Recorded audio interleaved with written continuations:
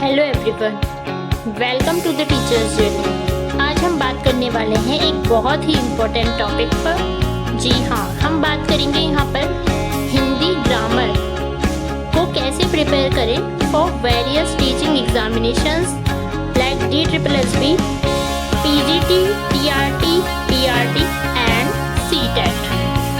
Hindi grammar जो कि एक बहुत इम्पॉर्टेंट रोल प्ले करती है वेरियस टीचिंग एग्जामिनेशंस में, और इसमें हम सॉल्व करने वाले हैं प्रीवियस ईयर क्वेश्चन पेपर के कुछ टॉपिक्स या फिर कुछ क्वेश्चंस आज की इस वीडियो में, जिससे आपको क्लैरिफाई हो जाएगा कि हिंदी ग्रामर कहाँ पर किस तरह से इसमें टॉपिक्स से क्वेश्चंस आ रहे हैं। सबसे पहले बात कर लेते हैं DSSB की। DSSB की यहाँ पर वैकेंसीज निकली हुई हैं TGT, PRT एंड PGT की। तो सबसे पहले इसका ग्रामर का हम सिलेबस देख लेते हैं। हिंदी ग्रामर में जो है अगर हम बात करें तो इसमें इसका सिलेबस है संधि समास, यानी कि इससे क्वेश्चंस पूछे जाते हैं, एंड उपसर्ग प्रत्यय, रस छंद अलंकार, मुहावरे लोकोक्तियाँ कहावतें, अनेक शब्दों के लिए एक शब्द, और गद्यांश, रिक्त स्थानों की पूर्ति, व्याकरण और पर्यायवाची शब्द यहाँ पर इससे काफ़ी ज़्यादा पूछे जाते हैं। अब एक क्वेश्चन पेपर के कुछ क्वेश्चन से हम क्लियर कर लेते हैं इस बात को। जैसे कि ये DSSB का प्रीवियस ईयर क्वेश्चन पेपर के कुछ क्वेश्चंस हैं। तो यहाँ पर वर्तनी से पूछा गया है शुश्रूषा कैसे लिखा जाता है। इसमें इसके लिखने के 4 तरीके बताए गए हैं, मात्रा के आधार पर और शब्द के आधार पर भी। तो इसका पहला वाला आंसर करेक्ट होगा, शुश्रूषा लिखने का तरीका ये है। दूसरा हमारा क्वेश्चन है अर्थ के आधार पर वाक्य के कितने भेद होते हैं। तो अर्थ के आधार पर वाक्य के 8 भेद होते हैं। तो ये वाला जो है क्वेश्चन वो लिया गया है वाक्य के भेद, जो कि होते हैं अर्थ के आधार पर वाक्य के भेद और रचना के आधार पर वाक्य के भेद। इसे भी हमने अपनी एक वीडियो में कवर किया है, दोनों 2 वीडियोस में कवर किया है। एक में रचना के आधार पर वाक्य के भेद और एक में अर्थ के आधार पर वाक्य के भेद। इसकी वीडियो आपको डिस्क्रिप्शन बॉक्स में लिंक में मिल जाएगी। और अगला हमारा क्वेश्चन है कुल के लिए उचित समानार्थी अनेकार्थी शब्द, यानी कि अनेकार्थी समानार्थी भी यहाँ पर पूछा गया है, जिसमें कुल के लिए सब, वंश, ये पहला वाला ऑप्शन करेक्ट है। प वर्ग का उच्चारण स्थान क्या है। अब यहाँ पर उच्चारण स्थान और जो हमारे इसके प्रकार होते हैं, यहाँ से ये एक प्रश्न पूछा गया है। तो प वर्ग के अंदर आते हैं प, फ, ब, भ, म। तो ये वाला हमारा है ओष्ठ। ओष्ठ यानी कि ओष्ठ की सहायता से बोले जाने वाले ये वर्ग हैं। अगला हमारा क्वेश्चन है कक्षा, दल, सभा और सेना किस तरह की संज्ञा हैं। ये किस तरह की संज्ञा है, यानी कि ये वाला जो प्रश्न है वो पूछा गया है संज्ञा से। संज्ञा और सर्वनाम भी काफ़ी ज़्यादा इम्पोर्टेंट रोल प्ले करते हैं, जो कि पद परिचय में हमारे संज्ञा, सर्वनाम, विशेषण, क्रिया विशेषण, क्रिया, ये सब चीज़ें आती हैं। तो ये वाला है हमारा समूह वाचक संज्ञा, क्योंकि इससे समूह का हमें बोध हो रहा है। अब विलोम शब्दों की अगर बात करें तो यहाँ पर आचार का विलोम पूछा गया है। आचार का विलोम होता है हमारा संचार है, विचार है, अनाचार है या फिर समाचार है। तो इसका विलोम होता है अनाचार।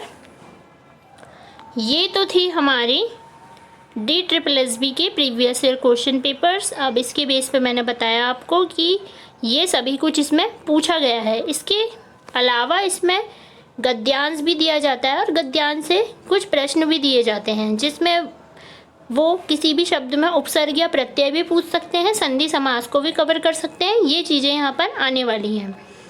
अब अगर हम बात करें CTET की, तो CTET में भी जो है हिंदी वो काफ़ी इम्पोर्टेंट रोल प्ले करती है। हालांकि यहाँ पर जो है हमारे वो 10 से 15 क्वेश्चन मैक्सिमम हमारे आएंगे हिंदी ग्रामर से। और पेडागॉजी यहाँ पर अगर बात करें तो पेडागॉजी यहाँ पर कुछ ज़्यादा आती है, हिंदी पेडागॉजी जो है वो ज़्यादा पूछी जाती है यहाँ पर, तो उसकी भी वीडियोस हम इसमें कवर करेंगे। लेकिन ये वाले टॉपिक्स इसमें भी कॉमन रहेंगे। जो ये टॉपिक है हिंदी ग्रामर के, संधि, समास, उपसर्ग, प्रत्यय, ये वाले टॉपिक जो है वो कॉमन ही रहने वाले हैं वेरियस एग्जामिनेशंस में। तो देख लेते हैं पेपर के हिसाब से पेपर पे कहाँ पर क्या है। तो ये एक सीटेट का 2018 का पेपर है। यहाँ पर हम देखते हैं ये काव्यांश दिया गया है। काव्यांश में इससे फिर नीचे प्रश्न पूछे गए हैं। अब प्रश्न कैसे पूछे गए हैं देख लेते हैं। पैर शब्द का समानार्थी नहीं है। पैर शब्द का समानार्थी, तो यहाँ पर पैर शब्द का समानार्थी जो नहीं है वो नव। नव मीन्स होता है नया, जबकि चरण, पग, पद ये इसके समानार्थी हैं। तो कविता के अनुसार विविधताओं के बीच भी हम एक हैं, क्योंकि सबसे पहले हम, ये आपको कविता पढ़ने से पता चलेगा, मैं आंसर बता देती हूँ, कविता आप लोग पढ़ लीजिएगा। तो कविता के अनुसार ये विविधताओं के बीच भी हम एक हैं, क्योंकि सबसे पहले हम स्वतंत्र हैं, स्वाभिमानी हैं, भारतीय हैं या फिर वीर बहादुर है। तो 101 का जो आंसर होने वाला है वो है ऑप्शन नंबर 3, यानी कि भारतीय है। तो समास की दृष्टि से यहाँ पर भिन्न पद है, अपनी अपनी। इसके बाद सदियों से कुचले लाखों तूफान हमने पद तल से, पंक्ति में तूफान का भाव है। यहाँ पर फिर से हम कविता पढ़ लेंगे तो हमें पता चलेगा कि इसका जो करेक्ट आंसर है वो है क्वेश्चन आंसर नंबर 3, कठिनाइयाँ। कठिनाइयाँ यहाँ पर तूफान से, अंडमान से कश्मीर भारत में है। ये क्या बताता है? कहते हैं कश्मीर हो या कन्याकुमारी, उसी तरह से यहाँ पर ये बताया गया है कि अंडमान से कश्मीर भले ही दूर दिखाई दे कितना, दूर होने को ये बता रहा है, यानी कि ये दूरस्थ राज्य की ओर इशारा कर रहा है। तो ऑप्शन नंबर 3 इसका करेक्ट आंसर हो जाएगा, दूरस्थ राज्य। अब हम भारतीय जिधर भी अपने कदम बढ़ाते हैं वहाँ शुभ कार्य होते हैं, क्रांति हो जाती है, शांति हो जाती है या फिर देश स्वतंत्र हो जाता है। तो 105 का करेक्ट आंसर है ऑप्शन नंबर 1, शुभ कार्य होते हैं। ये भी कविता से पूछा गया है। इसके बाद यहाँ पर ये काव्यांश हो जाते हैं पूरा, और यहाँ पर फिर नीचे पेडागॉजी से दिए गए हैं क्वेश्चंस। तो ये भी बता देती हूँ मैं आपको, जैसे कि इसमें है पहला, भाषा कौशल के संबंध में कौन सा कथन सही नहीं है। भाषा कौशल एक क्रम में ही अर्जित किए जाते हैं। भाषा कौशल एक दूसरे को प्रभावित करते हैं, एक दूसरे से संबंधित हैं या फिर एक क्रम में अर्जित नहीं किए जाते हैं। तो जो इसमें से इनकरेक्ट है वो हमें बताना है, यानी कि ऑप्शन नंबर 4, एक क्रम में अर्जित नहीं किए जाते हैं लिखा है इसमें, जबकि ये एक ही क्रम में अर्जित किए जाते हैं। ठीक है, सबसे पहले आता है सुनना, फिर बोलना, फिर पढ़ना और फिर लिखना। इस तरह से इसका क्रम होता है। अब 107 वाला क्वेश्चन है, बच्चों के भाषा प्रयोग में होने वाली त्रुटियों के संबंध में कौन सा कथन उचित नहीं है। तो इसका जो करेक्ट आंसर है वह ऑप्शन नंबर 3, त्रुटियों का अर्थ है भाषा अज्ञानता। जी, ये इसका मतलब नहीं है कि अगर हम त्रुटि कर रहे हैं तो हमारी भाषा में अज्ञानता है, तो ये उचित नहीं है, बाकी सब इसमें उचित है। तो अभी हमने देखा कि जो हमारी हिंदी ग्रामर है, हिंदी ग्रामर में हमारी जो व्याकरण है, व्याकरण हर पेपर में कॉमन है। तो व्याकरण के तो हमें टॉपिक्स कवर करने ही करने हैं। व्याकरण में हमें क्या क्या पढ़ना है ये भी मैंने आपको बता दिया।